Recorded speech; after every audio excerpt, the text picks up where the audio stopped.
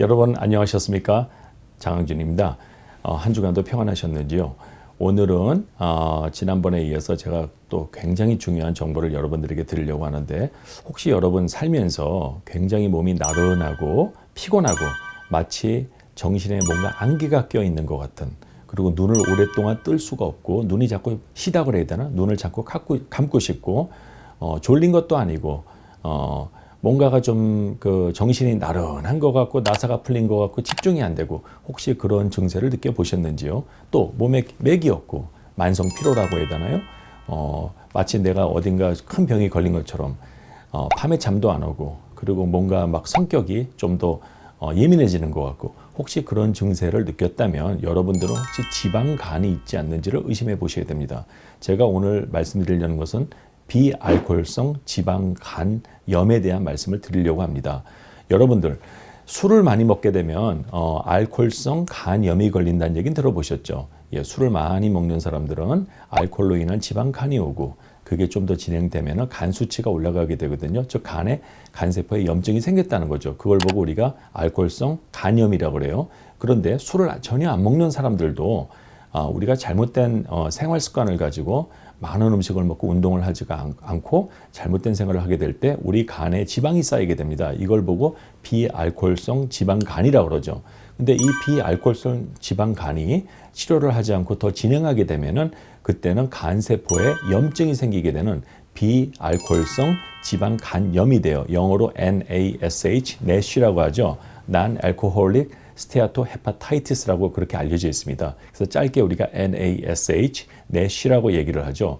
요즘 이 지방 간염에 걸린 분들이 제가 임상에서 많이 보게 됩니다. 특히 한인 남성들, 남자가 여성에 비해서 이 지방 간염에, 비알코올성 지방 간염에 걸릴 가능성이 2배라고 알려져 있는데, 특히 우리 한국 사람 남성들 40대, 50대, 심지어는 요즘에 20대, 30대에서도 제가 봤어요. 이런 비알코올성 지방 간염을 갖고 있는 분들이 많이 생겼거든요.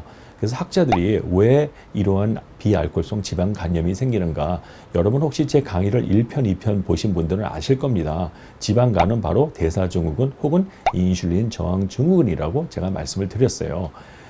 지방간이라는 게 뭡니까?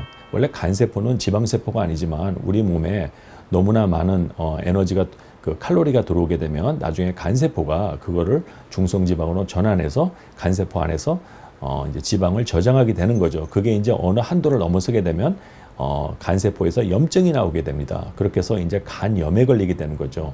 그렇게 되면은 어떤 일이 생기게 되냐면은 우측 상복부가 뭔가 좀 불편해요. 여기가 좀 무슨 암에 걸린 것 같기도 하고, 우측 그 갈비뼈 밑에가 좀 뻐근하면서, 특히 남자들은 정력이 아주 약해지게 돼요.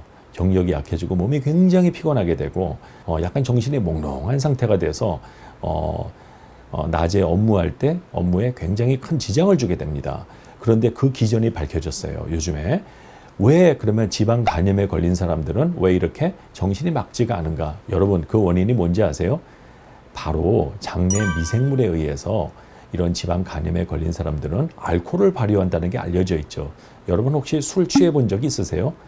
술이 약한 분들은 이렇게 맥주 한 잔만 먹어도 막 알딸딸해지잖아요. 그런데 이 지방 간염에 걸린 사람들은 혈중 알코올 농도가 그렇지 않은 사람보다 높다고 알려져 있어요. 이게 히파톨러지라고 하는 그 권위 있는 논문에 나왔거든요. 스티븐 길이라고 하는 로체스터 대학에 있는 그 미생물 학자가 이걸 밝혀냈는데, 그 청소년들, 그러니까 10대 청소년들이죠. 이제 얘네들 중에서 이제 뚱뚱한 아이들을 이제 피 검사를 하고 간 세포를 갖다가 이제 우리가 그 바이옵시 생검을 해가지고 그래서 뚱뚱한데 지방 간염이 있는 사람과 뚱뚱하지만 지방 간염이 없는 사람 두 그룹으로 나누어서 이들의 혈중 알코올 농도를 조사해 보니까 뚱뚱하면서 비알코올성 지방 간염이 있는 사람은 그냥 뚱뚱하고 간염이 없는 사람보다 알코올 농도가 높게 나왔다는 겁니다. 그래서 이분이 그 기전을 찾아본 결과 이 두 그룹에서 즉 장내 미생물의 차이가 있다는 걸 찾아낸 겁니다. 장내에 있는 미생물의 차이에 의해서 이것이 알코올을 발효하기도 하고 발효하지 않기도 한다는 거죠. 그래서 이 장내 미생물이 결국은 비알코올성 지방 간염의 원인이 아니냐 하는 이제 그런 이론이 나오게 된 거죠. 근데 여러분 놀라운 거는요, 2006년도에 이와 좀 약간 다르지만 논문이 2006년도 네이처지에 나왔는데, 그게 뭐냐면 유전자 조작을 통해서 태어나면서부터 비만한 쥐가 있거든요. 이 쥐의 장에 있는 미생물을 채취해가지고 정상적인, 즉 비만이 없는 쥐한테 이식을 했더니만 이 멀쩡한 쥐가 비만이 된 거예요. 그렇다면은 우리가 뚱뚱해지냐 아니냐, 즉 비만이냐 혹은 비만 플러스 지방 간염이냐, 이거를 결정하는 게 우리 장내 미생물에 의해서 결정이 된다는 거죠. 그래서 우리가 어떤 장내 미생물을 갖고 있냐에 따라서 우리가 비만해질지 아닐지, 또 어떤 미생물이냐에 따라서 우리가 비만할 때 지방, 비알코올성 지방 간염이 올지 안 올지가 결정이 된다는 것이 지금 알려져 있습니다. 그래서 여러분들 지방 간염에 걸린 분들은 장내 미생물을 어떤 그 해로운 균이 있죠. 이거를 갖다 줄이는 쪽으로 치료를 하게 되면은 지방 간염도 치료할 수 있다는, 바로 우리가 그런 예측을 할 수가 있죠. 그래서 실제로 우리가 임상에서 항생제, 우리가 자이펙산이라고 하는 약이 있거든요. 자이펙산이라는 약이 리픽시민이라고 하는 그 항생제예요. 그게 이제 FDA에서 과민성 대장 증후군 치료제로 이제 허가가 됐어요. 그래서 어떤 분들 보면은 장이 너무 예민해가지고 막 화장실에 3번, 4번 가는 분들 있죠. 변이 묽게 나오고 가스가 차고, 변을 보면 양은 작지만 뭔가 이 불편한 분들, 그런 분들에게 이 항생제를 통해서 장내 미생물을 줄여주게 되면은 그런 증세가 다 사라진다는 거예요. 그래서 아직까지는 이 자이펙산을 뭐 지방 간염 치료제로 쓰여도 된다는 그런 지금 허가는 떨어져 있지 않지만, 제가 예측하기로 미래에 우리가 당뇨나 비만 그리고 지방 간염을 치료하는 데 있어서 아마 항생제를 쓰는 날이 올 거라고 저는 보고 있고요. 그리고 정확한 그 패토젠, 우리를 뚱뚱하게 만들고 그리고 우리에게서 지방 간염, 비알코올성 지방 간염과 또 비만을 일으키는 그러한 패소젠, 즉 그런 장내 병원균이 언젠간 저는 밝혀질 거라고 봅니다. 그래서 이 병원균을 제거하게 되면 우리가 건강하고 오래 살 수 있는 길이 열리지 않을까. 제가 그때 강의한 그 메폴민 있죠. 메폴민이 바로 그 장내 미생물을 억제한다고 지금 알려져 있거든요. 그래서 메폴민을 오래 먹게 되면 또 이제 막 설사가 나오고 그러는데, 그런 분들은 아마도 평소에 장에 안 좋은 균이 많았을 가능성이 크죠.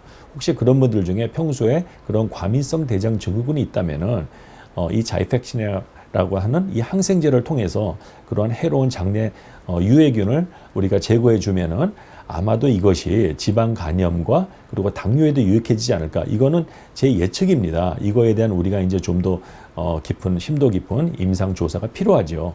그래서 장내 미생물이 굉장히 중요하다. 우리의 운명을 갖고 있다. 그것을 오늘 여러분들이 아셨을 겁니다. 그래서 여러분들 평소에 지방간이 있고 평소에 화장실을 자주 가고 잦은 설사가 있는 분들은 반드시 여러분들 주치의와 상의해서 다른 원인이 없다면은, 그때는 우리가 이제 과민성 irritable bowel syndrome with diarrhea, 즉 과민성 대장 증후군 설사 타입일 경우에 이러한 그 항생제를 써서 유해한 장내 미생물을 줄여주게 되면은 그것이 상당한 건강 개선 효과가 있다는 것을 저는 제가 임상에서 많이 목격을 했습니다. 그래서 저는 이 항생제를 제 환자들에게 많이 쓰고 있고요. 써보니까 효과가 상당히 좋더라고요. 그래서 여러분들 혹시 지방 간염이 있고 비알코올성 지방 간염이 있고 그리고 과민성 대장 증후군이 같이 있다면 이런 항생제를 써서 장내 미생물 환경을 바꿔보는 것도 굉장히 좋은 아이디어이자 치료법이라고 저는 생각을 합니다. 그러면 다음 주에 다시 뵙겠습니다.